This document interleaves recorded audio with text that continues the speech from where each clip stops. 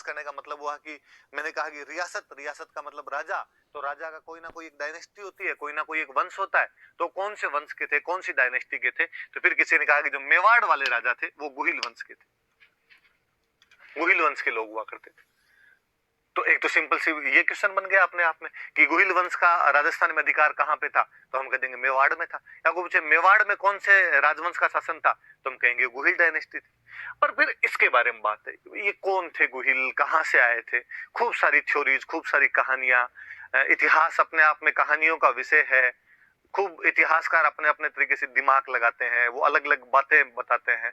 हम अक्सर कंपटीशन की तैयारी करने वाले जो होते हैं वो उसमें से निचोड़ सा निकालते हैं और उस निचोड़ को निकाल के पढ़ लेते हैं। हालांकि उसके पीछे की एक माथापच्ची बहुत बड़ी होती है, खूब अलग अलग सी थ्योरियां होती है।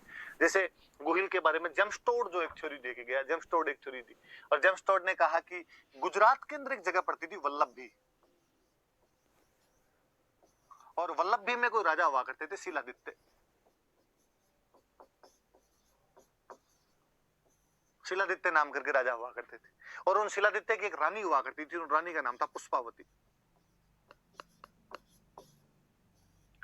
कहते हैं कि पुष्पावती एक बार मेवाड़ साइड के अंदर माँ अम्बा की पूजा के लिए यहाँ पर आए हुए थे और जब पुष्पावती यहाँ से वापस जा रहे थे तब रास्ते के अंदर उनको एक ब्राह्मण मिला और उसने कहा कि आप वापस वल्लभी मत जाना, आपके राज्य पर, आपके पति के राज्य पर दुश्मनों ने आक्रमण कर दिया है, आपके पतिदेव उसके अंदर हार गए और जो वो लड़ते हुए वीरगति को प्राप्त हो गए, उनकी जो अन्य रानियां थी वो उनके साथ में सती हो गई है, अब केवल आप ही बचे हो।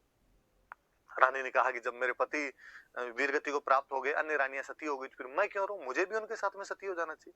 पर कहते हैं वो उस समय प्रेग्नेंट थे और प्रेग्नेंट महिलाओं के लिए कहा जाता है कि उनको सती नहीं किया जाता। तो उन्होंने कहा कि नहीं, आपके तो गर्भ में बच्चा है और आपको इस प्रकार से सती नहीं किया जा सकता, इसलिए आपको रुकना पड़ेगा। तो कहते हैं कि बाद में उन्होंने बच्चे को जन्म दिया और बच्चे को जन्म देने के बाद में उन ब्राह्मणों को उन्होंने बच्चा सौंप दिया। कहते विजयादित्य नाम करके कोई ब्राह्मण था, उसको सौंप दिया, उसका आगे तुम इसका पालन पोषण करना। उसके बाद में वो सती हो गए थे और चूंकि डर लगा उन ब्राह्मणों को भी कि कहीं दुश्मन आके इस बच्चे को भी नहीं ले जाए, इसलिए कहते हैं कि उसका एक गुफा के अंदर रखा गया, गुफा में उसका पालन पोषण किया गया। अब कहानी आई कि गुफा में रखा गया, इसलिए बच्चे का नाम था गुहादित्य और गुहादित्य नाम से धीरे धीरे हमने उसको बना दिया गुहिल।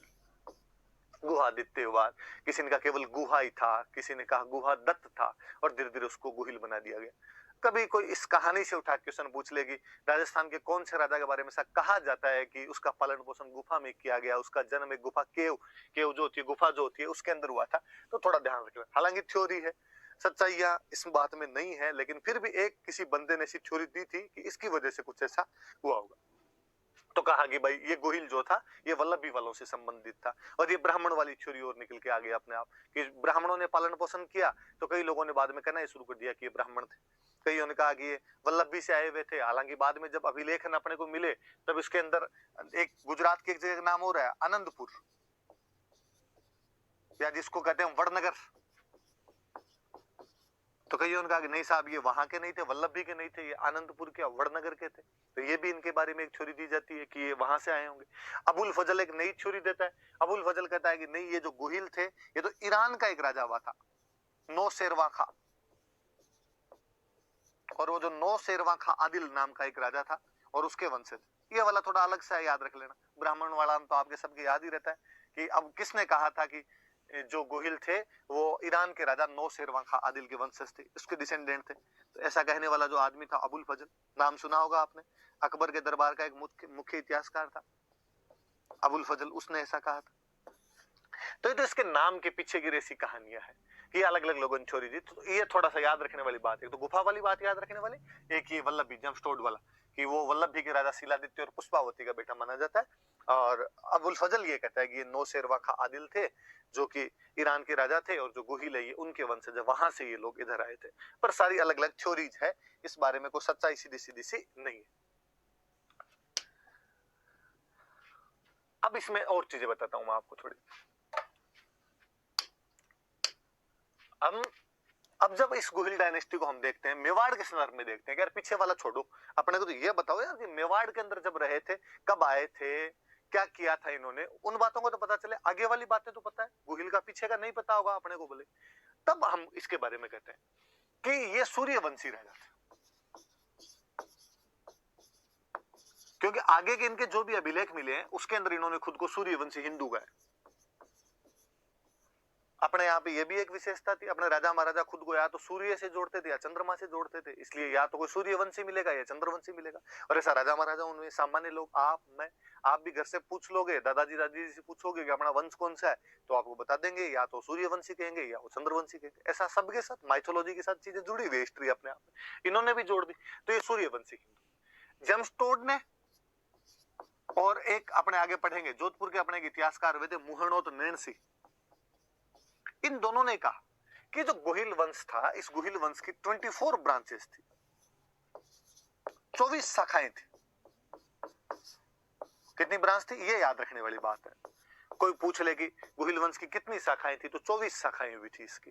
टोड भी 24 शाखाओं के नाम बताता है, नैणसी भी 24 शाखाओं के नाम बताता है। अपने ये याद रहे नहीं रहे, किसने बताया, ये याद रखना कि गोहिल वंश की शाखाएं थी कितनी, तो कितनी शाखाएं थी, तो उनकी 24 शाखाएं थी। अलग अलग जगह इन्होंने राज किया।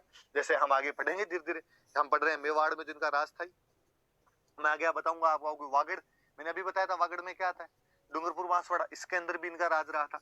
हम आगे और पढ़ेंगे इनके बारे में कि अपने जयपुर के पास में एक जगह पड़ती है चाकसू, तो इस चाकसू को पहले बोलते थे चाटसू, यहां पर भी इनका शासन रहा। कोई गुजरात में कोई जगह पड़ती है कल्याणपुर, वहां पर भी इनका शासन रहा। ऐसे करके हम शिवाजी तक को, महाराष्ट्र, कहते हैं शिवाजी भी गोहिल थे। आगे हम और पढ़ेंगे कि नेपाल के जो राजा थे वो गोहिल थे। तो मतलब देश में नहीं, देश के बाहर भी गोहिल वंश का अधिकार रहा था। ऐसे करके कहते हैं कि 24 ब्रांचेज, विच इन्होंने 24 ब्रांचेज ने राज्य किया था। तो कोई पूछ ले भाई गोहिल वंश की कितनी शाखाएं थी, तो गोहिल वंश की कितनी शाखाएं थी, तो 24 शाखाएं थी, जिन्होंने अलग अलग जगह पे राज किया था। थे कौन ये, तो ये सूर्यवंशी हिंदू थे। और 24 शाखाओं का वर्णन कौन करता है इनके, तो टोड और जो नैणसी है वो इनकी 24 शाखाओं का वर्णन करता है। अब बात आई कि ये कब हुआ था गोहिल, कौन सा टाइम पीरियड था जब ये गोहिल हुआ था, तो यार ये तो पता ही नहीं चल रहा कि कब हुआ था कब नहीं हुआ था। फिर वापस अपने गौरीशंकर हीराचंद ओझा, अपने राजस्थान के एक बड़े इतिहासकार हुए हैं, उनको एक अभिलेख मिला, सामोली अभिलेख।